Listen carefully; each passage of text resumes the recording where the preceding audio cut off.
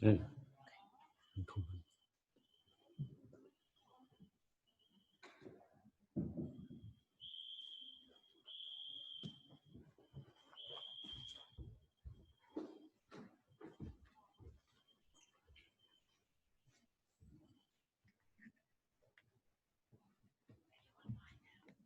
Yeah. Okay. So then, good morning, everyone. Huh? Well, at least there was one reply. Okay.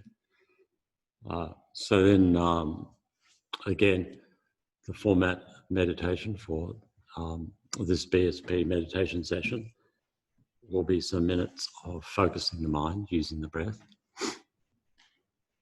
And then we do the main body of the meditation, and that will be focused around the subject of refuge. And last week, I can't remember which verse it was, but there was introduction to that subject matter. What does that mean?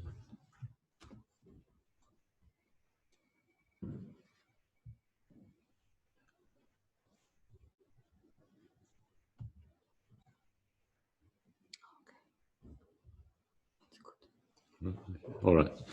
So okay, right. Just a bit of few technical problems there.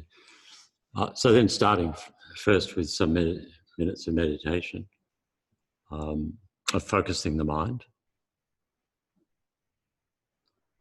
and so then, if you already have a meditation session or meditation technique that you use to focus the mind, using the breath, then to engage in that practice with the motivation of the understanding that if you can keep the mind in the present moment, not being distracted by the past, plans for the future, the sounds and so on, then you're best placed with the mind focused to be able to reflect on the main body of the meditation, and also to prepare the mind for the teaching session.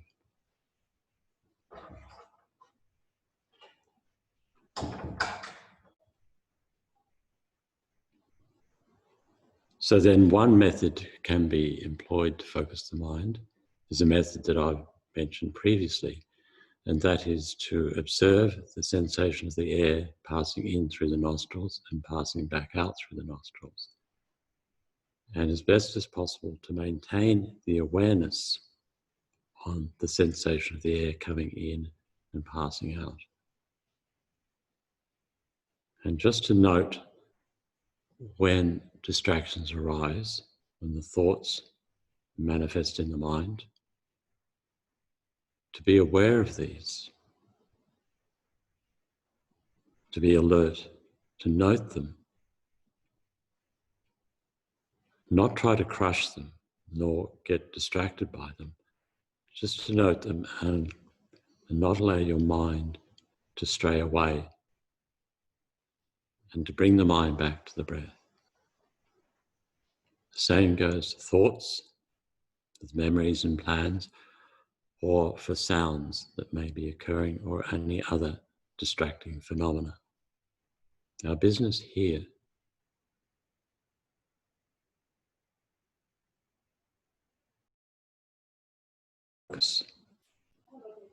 focus, observing the breath to do this.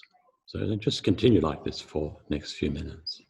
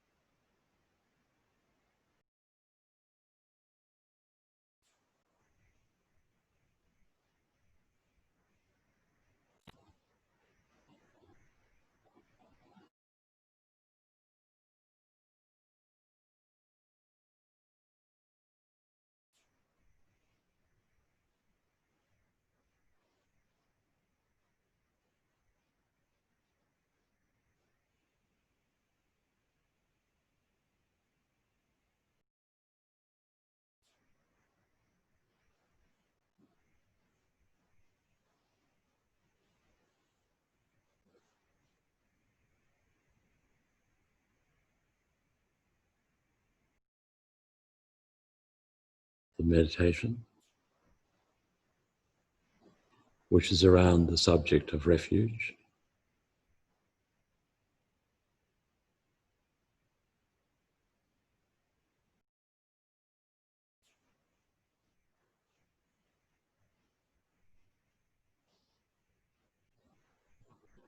And this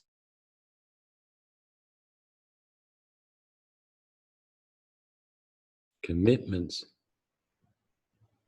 that we have, having taken refuge.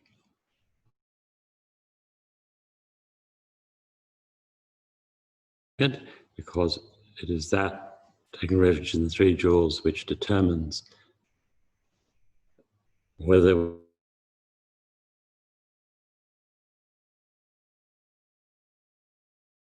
so always useful to reflect on the subject of refuge, especially here.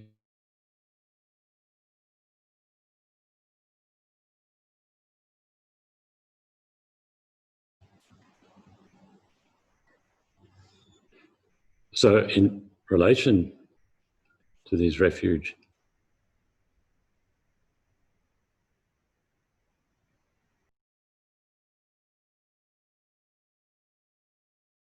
in each of those three jewels, there are three jewels. Each of these, there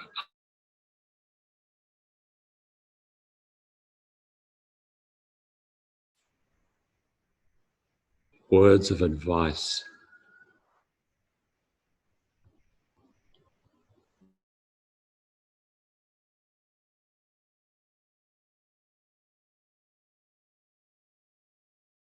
The Buddha jewel, when we take refuge, the commitment here.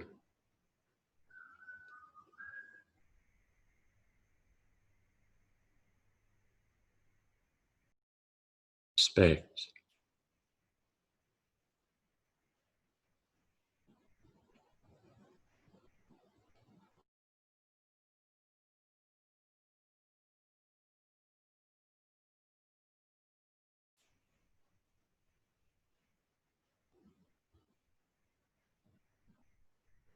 So the purpose here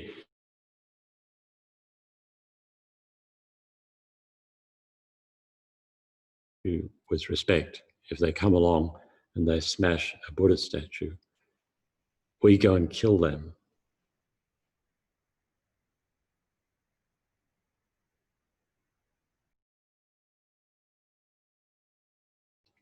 How we conduct ourselves, the words of advice, the commitments are in relation to us.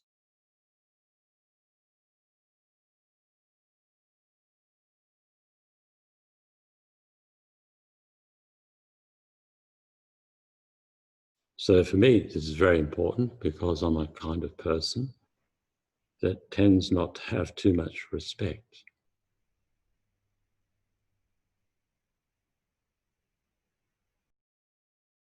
All the objects. So the habit remains deeply ingrained.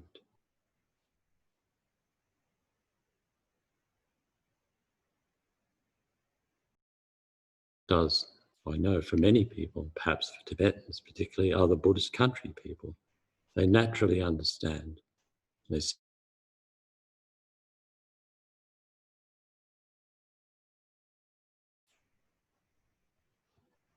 have an intuitive feeling of what that represents.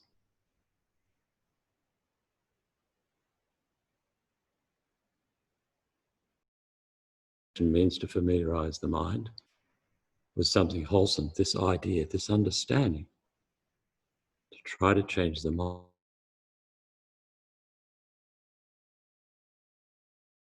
Objects of, in this case, statues of the Buddha, images of the Buddha, to familiarize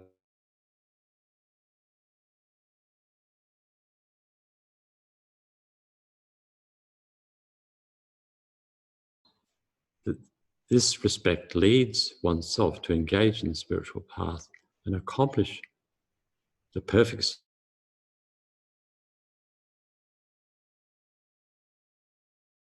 position. Okay, I'm Buddhist now. I have to treat every Buddhist statue with respect. I must be seen to be doing this.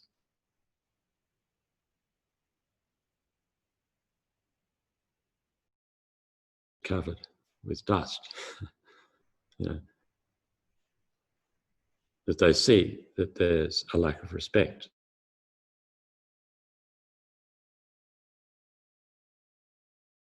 Maturing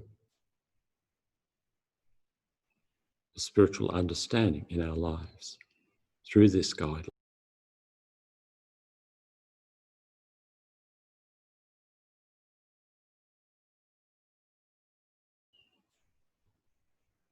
Then also in relation to the Buddha jewel, we have responsibility then.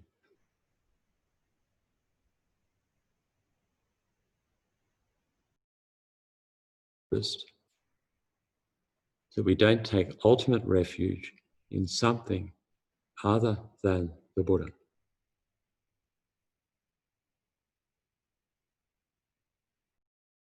And being the Buddha who's accomplished all positive qualities and abandoned all negative qualities.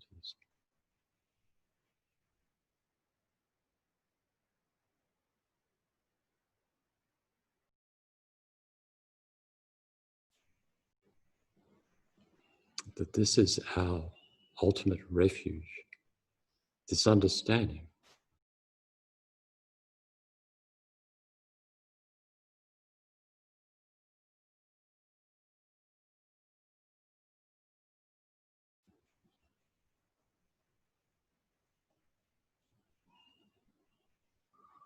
So that can be very helpful in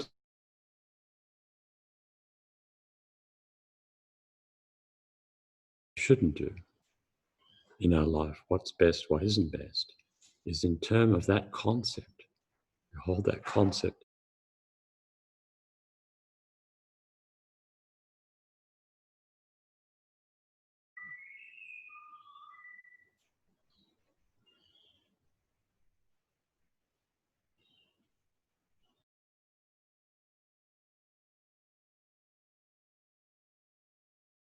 Different people, specialists in certain fields. We go to see the doctor when we have health problems. We may even go to people for divinations, advice and guidelines for doing things as they do among the Tibetans do. But still, this should be done with the ultimate refuge. Our real refuge is the Buddha. Then in relation to the Sangha, in relation to the Dharma,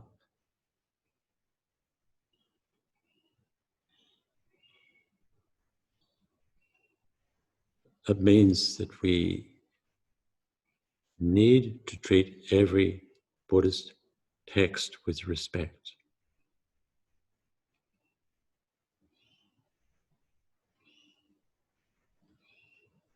And so this again may be a process of ongoing development of the mind in relation to this.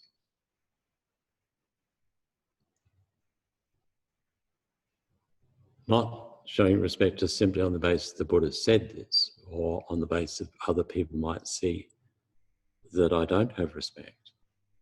So I manifest respect. But rather that we understand that the teachings of the Buddha are what is going to transform our mind.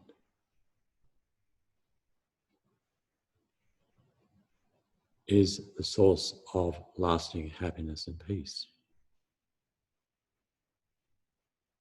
So the more we respect and venerate these and hold them dearly, the more that we can become like that which is expressed in the teachings of the Buddha.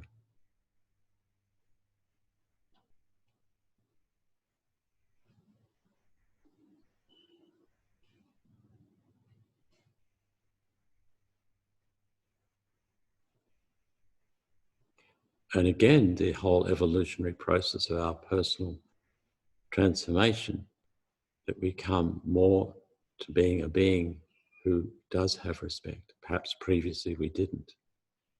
but now we can become a person who has respect. And the more you have respect, then the more your mind opens up to the understanding of the teachings.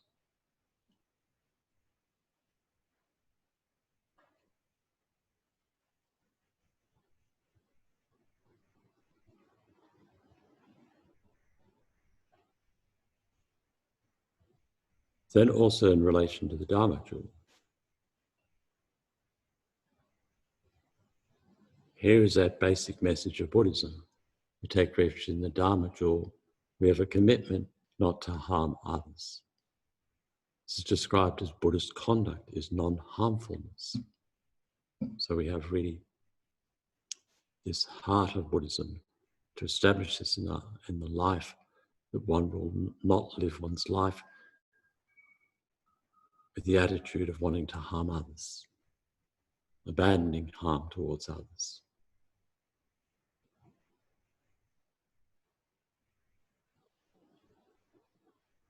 We don't like being harmed, nor do others. We understand through the teachings of Buddhism, all ordinary beings have ignorance in their mind.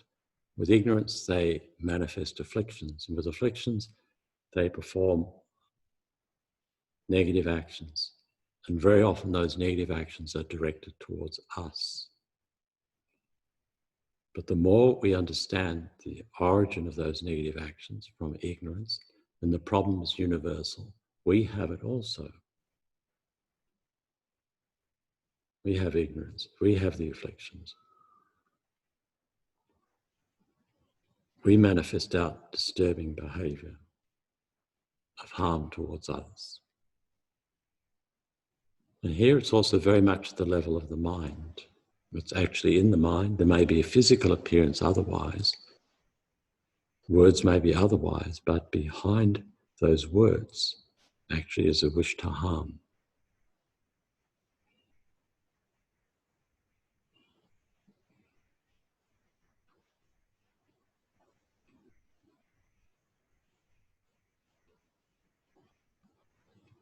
So, a challenging one. We really can't simultaneously be considering ourselves flourishing Buddhists, at the same time carrying ill will and grudge towards others.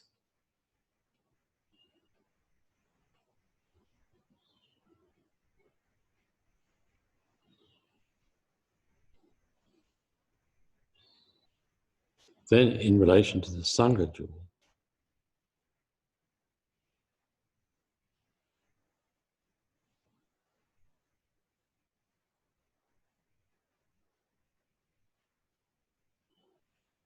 described sometimes, I think, as avoiding bad friends or not having bad friends or destructive friends. So what that refers to is not so much that the bad friend is existing independently within that person, that they've got, horns on their head. It's not like that. It's referring to, a bad friend is anyone, whoever you keep contact with, and as a result of that connection with that person, it leads to a degeneration in your wisdom and compassion, and to a degeneration in your listening, reflecting and meditating on the Dharma.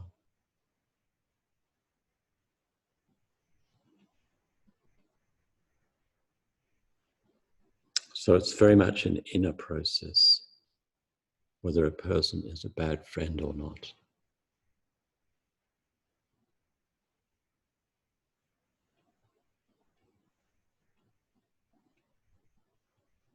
So actually it can appear you have connection with someone else whose behavior is extremely negative, but somehow for you, that situation becomes one where it allows for the growth of the Dharma in your heart. So people may label that person bad friend because of their history and their appearance and conduct. But from this perspective, they're not bad friend. Whereas on the other hand, someone may look very virtuous and act virtuously. But if there's degeneration in your behavior,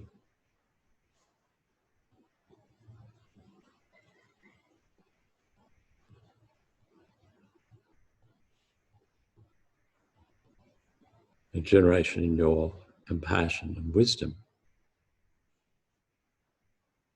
listening, thinking about it, meditating on the teachings, then it would be like this person is a bad friend. And this throws a responsibility back onto us. A priority in the life, our own personal life, a set of personal values which we need to establish.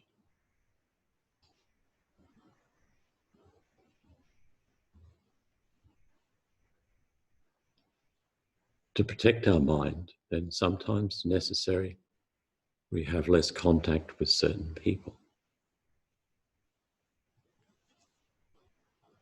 And we're protecting our mind in order to be of benefit to others.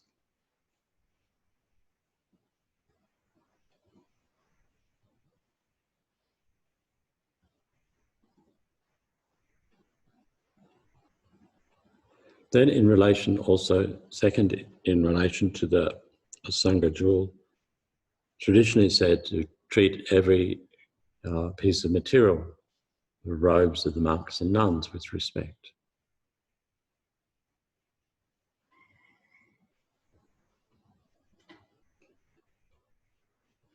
Because the monastic tradition symbolizes ethical conduct, maintaining a sound foundation of ethical conduct, particularly not harming others. So important in this way.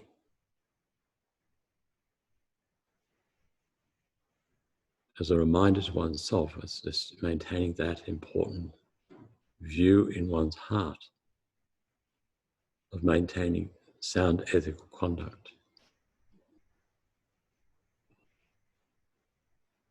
But also said as well to cultivate the attitude of respect towards our brothers and sisters in the Dharma, not just Sangha members, but all of us in general as practitioners of the Buddha Dharma.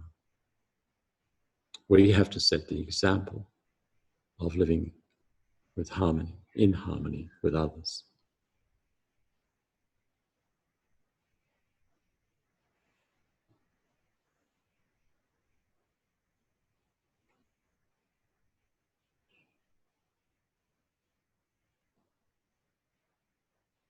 And then in general, refuge is the importance of, traditionally say take refuge in the morning, evening, 3 times in the morning, 3 times in the evening, to make offerings to the Triple Gem every time you partake of food, to encourage others to take refuge without imposing, not ramming Buddhism down their throat, but just to encourage according to circumstance.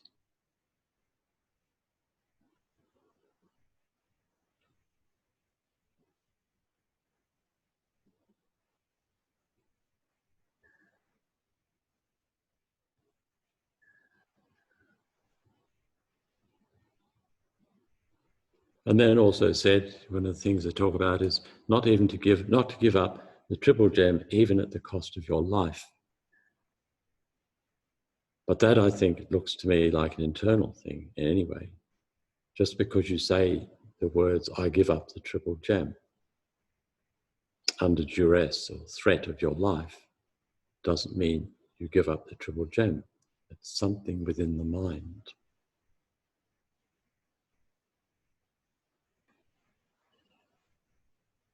So establishing that as a priority in our life anyway, that this remains our refuge, Buddha, Dharma and Sangha, regardless of what happens.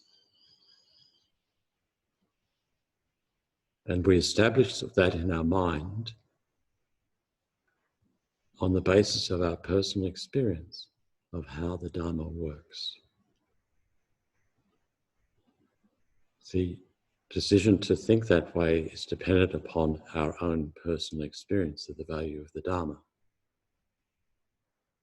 Because refuge can really only take place at an emotional level. No matter how much you study, if it's not at a heartfelt emotional level, how can you really take refuge?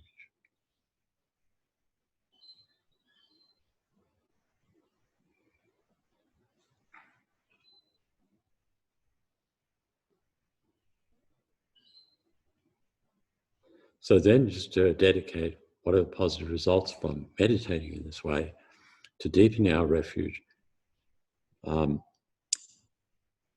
an appreciation of Buddha, Dharma, Sangha. So that when we listen to the teachings today, we do so with this devotion, this appreciation of the Buddha's teachings, and with great respect for the teachings and, of course, for the Buddha, for Shantideva and Geshe Sultram. So we can be of greatest benefit to ourselves and to others.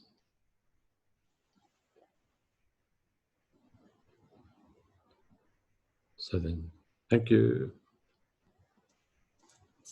Do you know how to